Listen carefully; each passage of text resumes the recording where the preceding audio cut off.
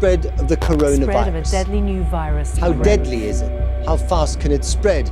And how prepared are we? As experts fear, it could become a can lead pandemic. to organ failure, pneumonia and death. There's no treatment, so prevention is a top priority.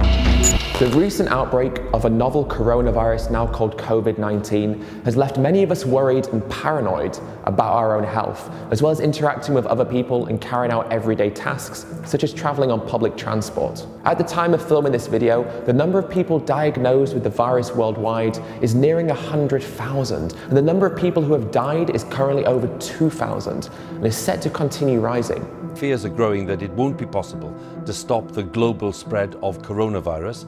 Health experts have warned that the chances of containing it are diminishing as cases appear in more countries. This means that COVID-19 has overtaken the SARS and MERS viruses in regards to the number of people killed and also infected. This video isn't about coronavirus. This is about something much worse, something that you may have never even heard of, something that experts have predicted will kill 10 million people each year by 2050. To put that into perspective, the World Health Organization has stated that cancer killed an estimated 9.6 million people in 2018. The risk is so urgent that a recent United Nations report claimed that common diseases are becoming untreatable, and the World Health Organization has described it as one of the biggest threats to global health.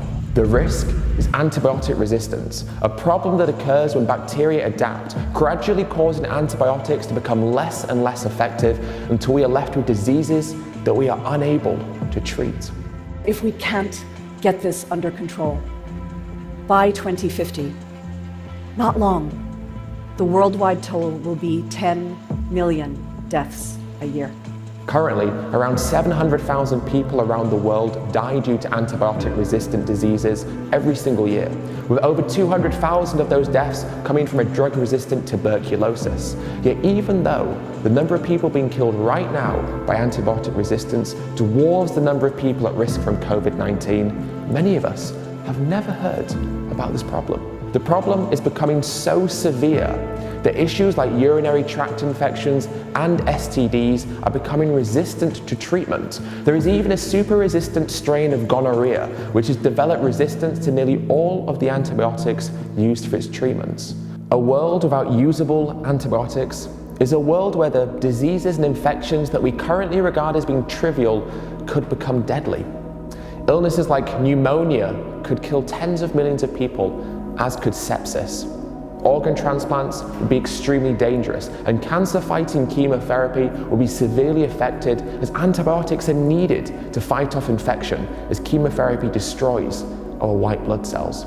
Even procedures like hip and knee replacements and dental work could become dangerous and even life-threatening. The so-called miracle of modern medicine would cease to exist, and our healthcare systems would regress to the state they were in the early 20th century. So why is this happening?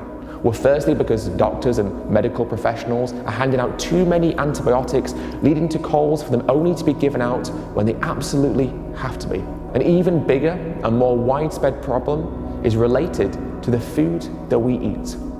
According to the FDA, in the US, 80% of all antibiotics sold are used on animal farms, and in Europe, animals consume more antibiotics than humans, meaning that the use of antibiotics in animal farming is driving the rise of resistant bacteria.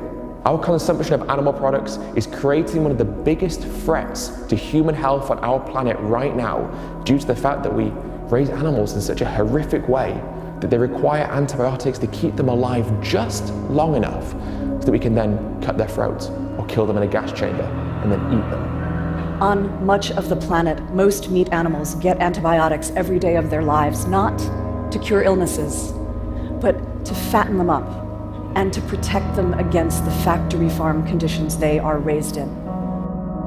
It is such an absurd system that it is not only responsible for killing trillions of animals every year, but is leading the way in creating a global health crisis that within the next few decades could be killing more humans than cancer every year.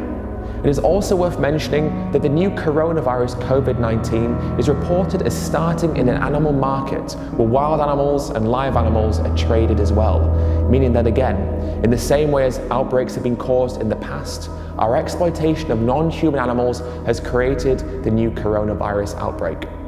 Killing non-human animals is in turn killing us as well. And even if we create new antibiotics in the future, this cycle of bacteria becoming resistant will continue if we don't change. To make matters worse, pharmaceutical companies are currently infecting animals with COVID-19 in the hope of finding a way to create a vaccination. And so because of our desire to kill and eat animals, more animals now have to suffer. How can it make sense? The most important medication that we have in the world is being squandered, keeping animals alive just long enough so that we can fatten them up, slaughter them, and then eat them, in turn causing our leading diseases such as heart disease and certain forms of cancer. Everybody suffers when we exploit others. Is this an absurdity that we will recognize and prevent from getting worse?